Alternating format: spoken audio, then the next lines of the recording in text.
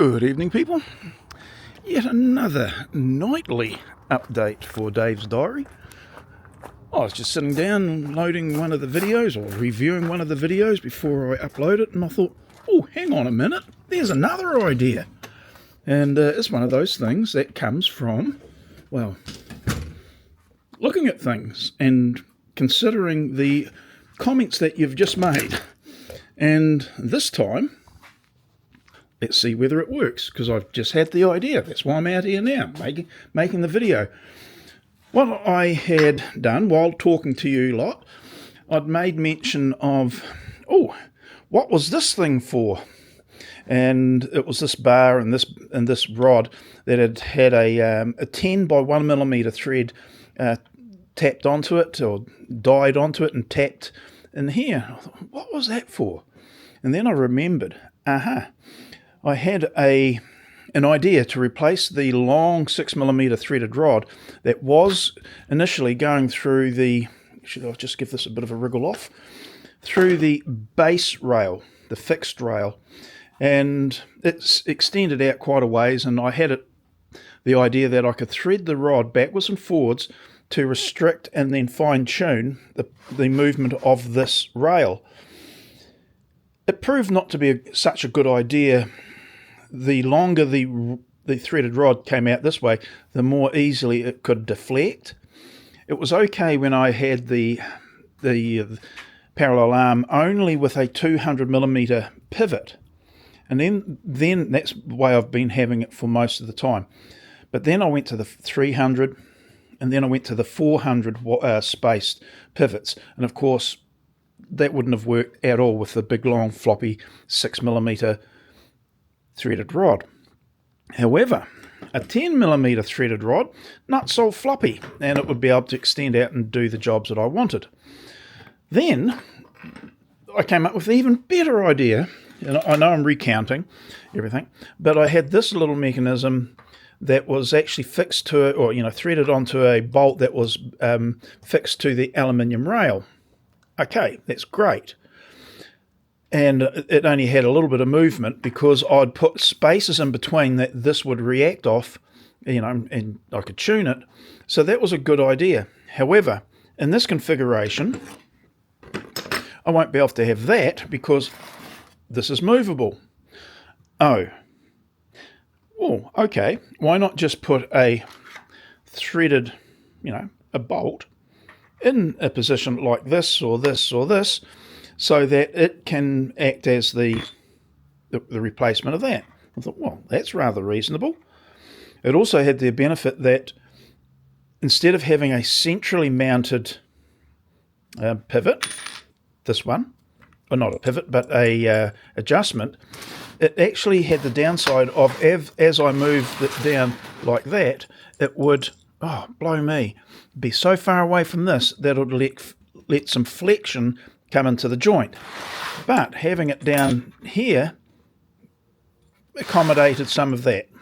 Anyway, long story, that's what happened, and I thought, that's another issue there. Then when I came up with this idea through talking to yous, it meant that threaded rod onto a bit of the steel that I've chopped off, I can pin it in place, and I can pin it anywhere in place, but now I can have the spaces, still using those, come up against the rods, the rod there, and now I can adjust it in very, very fine amounts. Oh, well, that's a good idea. It is, and that's why I was very, very happy with this, and I can, as I say, I can lift this up, move it into different positions should it be necessary. As it turns out, it's not all that necessary to move it. But one of the downsides was, as you come out this far, you have to use more of these blocks to make this work, or allow it to work. But, and this is the point of this video, what happened, or happens, if now I'm going to have to get some different pins, otherwise those ones will drop through. Let me go get some pins. Where the heck have I got some? There's a couple there. They have to be the no wriggle pins. But what happened if I just turn this over and pin it in place? Now let's just get that in place there. That in place there. Now when it comes back, I've got my adjustments, and I don't have to use these, or I don't have to use as many. Maybe one in there. It gives me my adjustments. And that's the beauty of having this as a component of the parallel arm, rather than it fixed in the parallel arm components, like the rails, etc. That I thought, what a flaming good idea. Ain't no wriggle there, no movement, no flexion, and I can move it along wherever I want. Pretty good. As it comes out further this way, maybe we need to be able to move it out a little bit, but or do I? And that is as solid could ever be. That's why I like this sort of iterative design. If you settle on one thing and make it work, but it's locked in forever. If I had have drilled through here, which I was soon to have done, that's it. I wouldn't have thought of anything differently. But now that, again, talking to you lot, I came up as I was talking through the idea, in my own mind, I started hearing my voice saying these things, and I thought, oh, hang on. And that's when I came up with that version. And now that I can turn it over, I can come up with this facility. And it can be placed anywhere I darn well like. So, yay. I'm very, very happy with that. It's not very pretty, but it works pretty darn good. So, yeah. Very, very happy with all that outcome. This has become, and will become a more and more used item in the workshop. Now, I made one of the videos and I actually posed the question to myself, why make so many flaming videos about something like this? Well, there's lots of reasons. It's called a diary, and for a diary, you have to put in your entries, as you're thinking of them or you want them. Now that I'm posting them for other people to watch, I'll have deleted some, but some I'll allow to be posted, or encourage myself to post them so that other people can see that iterative process and maybe for their own efforts make something for themselves. Now, would I like to commercialise this and make it the Sketchy Builder parallel arm? The answer is hell yeah. So, but will I? No, probably won't. But hey, if you want to work with me, get a hold of me, and we'll think about it. I've got other things that I want to have a look at too. So, and to have a look at that side of things. I'm not talking about that anymore. But it's about that we'll be talking later on. Anyway, there's these sorts of things. To be fair, this is the sort of thing all us makers do. We help each other out, and if I can have a bit of an idea that works to the benefit of other makers, then so be it. That's great. I do like that though. Just the sheer fact that I can pop the thing into place and it's done. It's like, dang, that is good. That one has to be upside down, around the other way, but anyway. So now you get why I'm so keen about doing these sorts of jobs. It also reinforces, in my mind at least, or justifies the reason why you should probably look at getting one of the bench dog creating tools. Don't care what it is, but get something. Now, I made my bars. I had them laser cut, and then I machined them to the final configuration where I had to have a 13mm hole. Then I'd have to tap it out with a 14 by 1mm thread. Then I put my bushing guides in it to allow me to do the tops. I had a plate made up, this one here, again laser cut, lots of holes, but I then tapped them out to drilled them out to 13 millimeters, and then tapped them for the bushing guides to go on. That has allowed me to do all of the different configurations and tops, etc., that we are currently making use of, including the parallel arm, including the pads for the miter station. Really enjoy those. I'm making up a utility or multi-use pad here.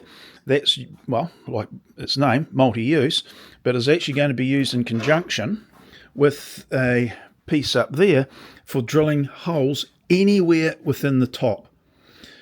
The Sketchy Builder pads are specifically, I'm going to say designed, around being able to drill them on the drill press. Not many full-sized MFT tops can be drilled on a drill press because that would be rather awkward. But the way I've done the Sketchy Builder pads, and that's what I'm calling them, so yeah, means that I can do the pads and in combination make up a full workbench, or a miter station, or a router station, or just a general station here for assembly. Now I've got another pad underneath this workbench that is yet to be built, and it will be made using the same idea of drilling the pads, using, and that's the little thing I was talking about up there, using that in conjunction with those multi-use pads over there to drill all the holes in the middle. So yeah, I've got a little bit of work ahead of me, haven't I? Before I get to that, I'm going to have a look at all these panels and figure out what the heck they were for. These are the shelves and drawer bases. I'm going to have solid 18mm bases for the drawers because I can. And then I've got the units will be made. There'll be 4 units, identical size overall of each of the unit, with the different dividers, etc., for drawers and shelves. So yeah, oh dear, I don't know. But I've got to, I've said in the last video, I really want to get that sorted so that they're ready to go for when we move out of this workshop into the new workshop. Because I'll be getting one. And at this stage I don't know where and when all that's going to happen, but it is happening. And yeah, we need to go and to get ourselves organised now so that when the move comes, it is done as efficiently as possible. So I would have liked to have clashed everything. There's a lot of clashing going on this, but I'm going to assemble them if I have to. I'll pull the darn things apart when I get to the new place and clash them off then. We'll make it work. Right, well that's it. Inside, watch a movie, hit the sack, come out here and do some more. Hopefully, if I keep on talking to you lot, I might come up with another idea. Hey, I'm not opposed to that. But no, I'm very happy with the tolerances that have come about with this. Puzzled though that I use some of what I'm just calling links. Well, these things here, actually they're those ones right there. But these were taken from some of the arms that I made up. I made 4 of them, 2 of which I've used. But I cut the link here off, just say that's the one from it, and I put them in this place, and the darn thing didn't work. It didn't make these 2 parallel and join up. But when I used this link, which was the other part of it, and I put in, works perfectly. I'm happy with it working perfectly, just saying, but why didn't it work for this? And I looked at the tolerances of them, and we're talking about 1/1000 of an inch. So that's about, about 1.5 thou. Well, that's nothing. Literally nothing. And the millimeters, what was it? It was only so many microns, hundredths of a millimeter, and it's really got me puzzled. So I'm not looking a gift horse in the mouth. I'm happy that it's as good as it is right now. Very, very happy. But yeah, that did puzzle me. It's caught me by surprise. Well, I'll take the win for this one. And I've actually reassembled the old parallel arm, and you're not going to believe it. I don't know what's going on, but when I join put them like they are, and I push the two rails together, they looked really good. And I thought they were out of parallel. What?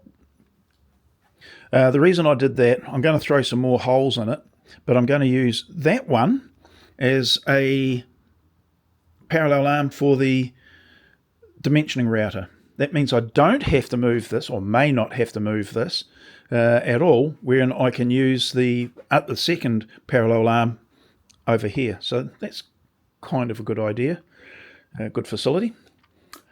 Righty-ho, well that's it. I've got a little bit to do here before I head in, and I'll do that, and that'll be it for today. And yes, I'll see you in the next video. Righty-ho, see you later now.